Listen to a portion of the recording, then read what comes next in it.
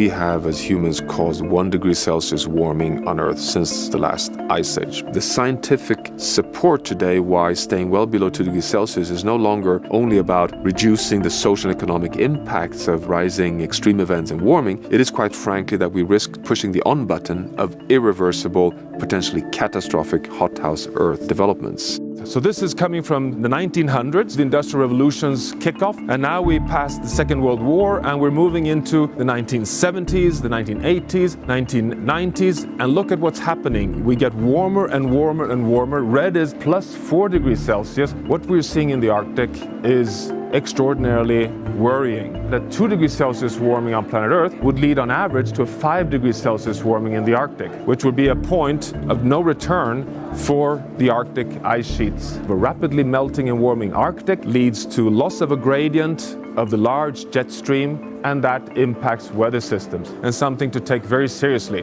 Where all the systems on Earth, from the jet stream to the whole ocean conveyor belt, the Amazon rainforest, are systems that regulates the state of the planet, and that these systems have tipping points. We have mapped 300 tipping elements in the Earth system. They're completely interdependent.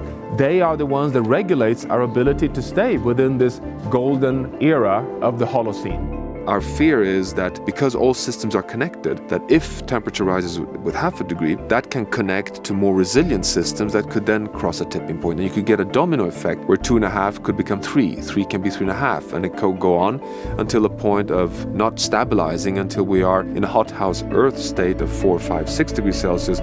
If we go to 3, 4 degrees Celsius warming, we cannot exclude, as shown here in the Gulf of Mexico, to reach this point of 10 meters sea level rise, losing large parts of Miami, large parts of Florida, and basically the Mexican Gulf as we know it.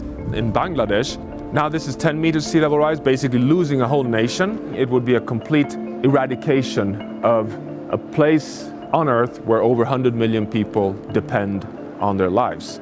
Now the food system is central here because overconsumption of processed, unhealthy food with larger and larger sources of animal protein contributes to global warming, loss of biodiversity, and ecosystem change.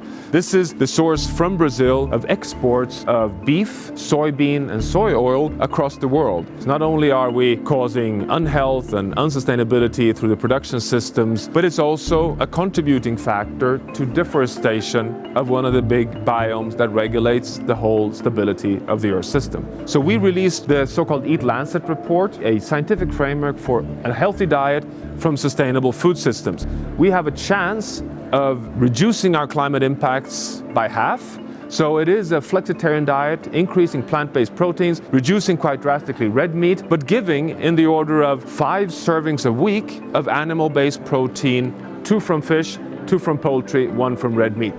So if there's a food transformation, there's also an energy transformation. This is the data on renewable energy capacity in the world. We're doubling solar and wind in the world every 4th year. If we continue that trend, we have a very high chance of having 50% of electricity in the world from solar and wind by 2030. Because the challenge here is to come back in to this green desired safe operating space. We've not crossed the hothouse point yet.